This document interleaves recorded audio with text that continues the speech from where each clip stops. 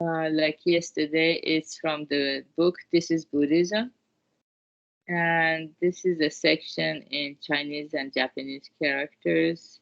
It's a passage from Tanisho, copied by Renyo, 15th century, that says, even a good person will be born in the Pure Land. How much more so an evil person? Yeah, so this is one of the sentences in Tanisho that has made Tanisho extremely popular because it has a lot of such mysterious statements. And yeah, that's why it's so popular in Japan. And actually, there is explanation of this section in the other book, Unlocking Tanisho, the red book. So maybe I will read a little bit for today's explanation of this part. So it's chapter 9 from the red book, Unlocking Tanisho. If even a good person will attain salvation, all the more so will an evil person. Even a good person will be born in the Pure Land, how much more so an evil person? It's from Tanisho, section 3. These well-known words from Tanisho are, it is said, the most famous words in the history of Japanese thought. Their content is so sensational that they have also given rise to enormous misunderstanding. The assertions that even a good person can go to the Pure Land and an evil person is all the more likely to be saved appear to lead naturally to the conclusion that the more evil a person does in his lifetime, the greater his chances of salvation.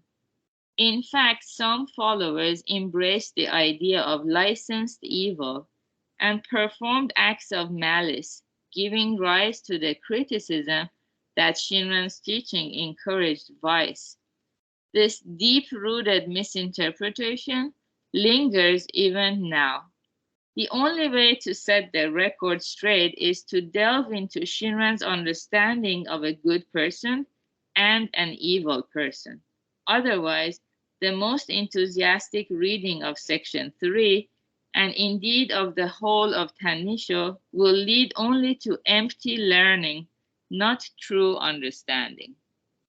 We constantly categorize others as good or evil, basing our judgments on common sense, law, ethics, and morals. But by an evil person, Shinran meant something completely different from just an ordinary criminal or quote unquote bad guy. It is a profoundly serious meaning that offers a transformative view of human nature. Section 3 of Tanisho quotes Shinran as saying, I am incapable of doing any good at all, and so hell is my eternal dwelling place. The truth of this confession does not apply only to Shinran. It is the unfeigned truth about every person who has ever lived, in all times and places, as both teaching, practice, faith, enlightenment, and Tanisho repeat often and in strong terms. The sea of all sentient beings from time immemorial until this very day and hour is polluted with evil and lacking in a mind of purity. It is false and deceitful, lacking in a mind of truth, from teaching, practice, faith, enlightenment. All people, from those in remote antiquity to those who will be born in the far distant future, are filled with wickedness, falsehoods, and drivel. The human heart contains not an ounce of truth. Not only that, we humans are brazen and shameless, impenitent toward others, and unashamed in our own heart. We have, so this is maybe up to here for today. Yeah, as you can see, it's a very heavy text. So that's why it's often misunderstood. Yeah, but we have to delve into it kind of little by little at a time. So basically, evil here means the blind passions that actually the blind passions that trouble and torment us.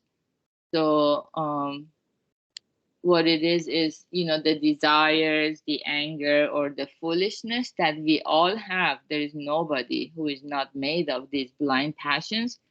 The more we become aware of these blind passions, the more we can have those self-centered nature, what we read as evil, self-centered nature, to be transformed into something good.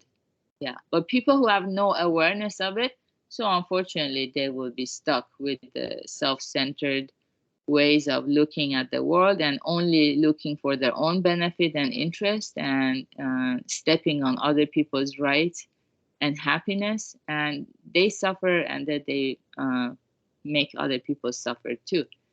So let's cherish our understanding of this topic and our bond with the Buddha. It's very difficult actually to listen to this, but there is no lotus flower without the swamp. So unless we face the swamp, we cannot have the beautiful lotus flower bloom.